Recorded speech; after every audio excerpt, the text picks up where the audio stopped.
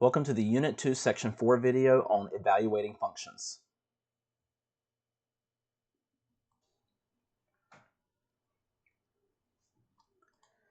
Recall, the purpose of a function is to take some input and generate an output.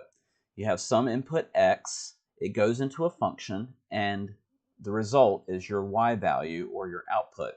You can think of a function as an input-output machine, where your function, f of x, is that machine that your input goes into and your output, y, comes out of. The input of a function is the independent variable. The output of a function is the dependent variable. The value of the dependent variable depends on or is a function of the value of the independent variable. There are several different ways to describe the variables of a function. An independent variable is your x value. Your dependent variable is your y value. Your independent variable is your domain. The dependent variables are your range. Your independent variable is your input. Your dependent variable is your output. Your independent variable is your x. Your dependent variable is your f of x.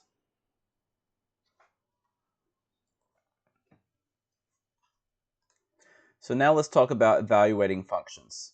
Since every input has a corresponding output, a function represented by a set of ordered pairs or table can be evaluated by simply identifying the y value that corresponds to the x value.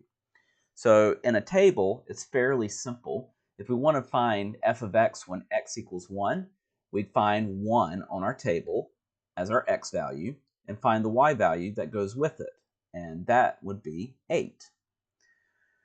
For x equals 5, the y value that goes with it is 98. So f of 5 is 98. When we're dealing with a set of ordered pairs, same sort of concept here.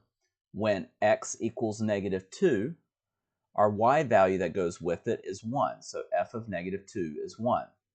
F of 4, we go to where x is 4 in our ordered pairs, and the y that goes with it is 7. Now, when a function is given as a graph, the principle remains the same. Use the input value to find the corresponding output. To do this, find the x value on the x-axis. Then follow the x value up or down until you reach the graph of the function. Finally, follow the y value horizontally to the y-axis to read the value for the output. So in this graph, to find f of 6, we are going to find x equals 6, and then we follow that up to the graph of the function. Then we're going to follow the horizontal line back to the y-axis and find that y is equal to 4. So f of 6 equals 4.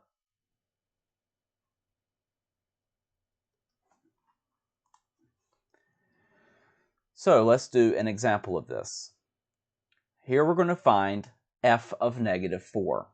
So we find -4 on the x-axis. We follow that down to the line of our graph. Then we follow the horizontal line at that point back to our y-axis, and we find that f of -4 is -3.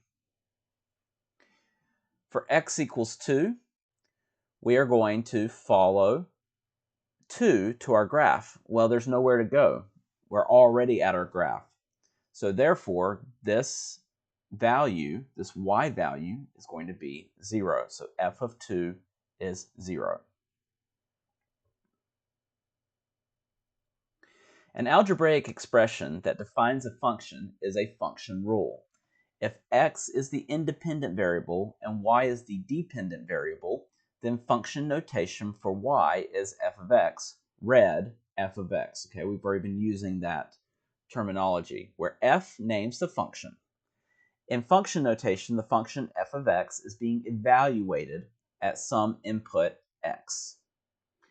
So an equation may be y equals 3x minus 8, read as y equals 3x minus 8. The x represents the input, the y represents the output. The only difference in function notation is that we have f of x equals 3x minus 8, where x again is the input, and f of x represents the output. To evaluate a function, find the value of f of x by substituting a number for x and simplify using the order of operations.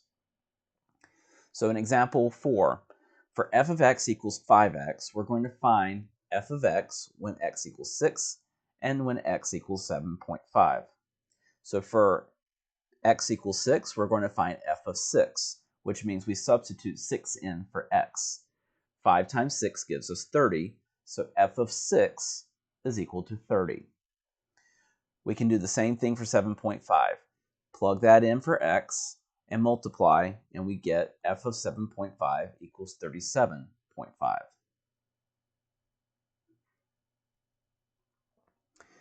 For g of t equals 2.30t plus 10, we're going to find when t equals 2 and when t equals negative 5.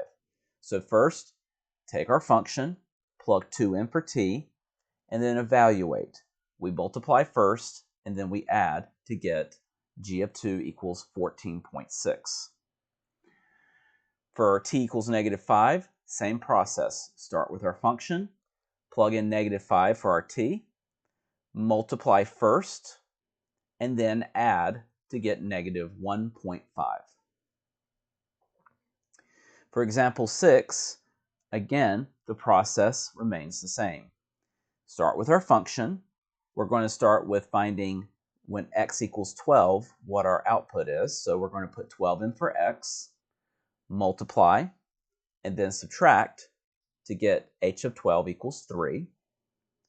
When we want to do the same problem when x is negative 8, we plug in negative 8 for x, multiply, and then subtract to find that h of negative 8 equals negative 7.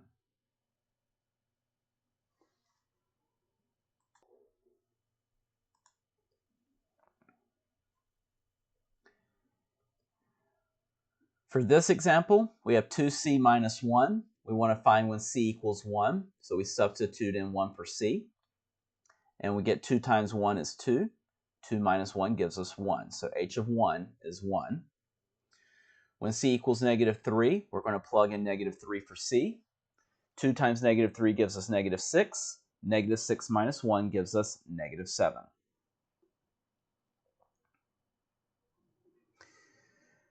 For this example, we want to find when t equals negative 24, so we're going to plug in negative 24 for t. 1/4 times negative 24, or you can also say negative 24 divided by 4. It's going to give us negative 6. Negative 6 plus 1 gives us negative 5. So g of negative 24 is equal to negative 5.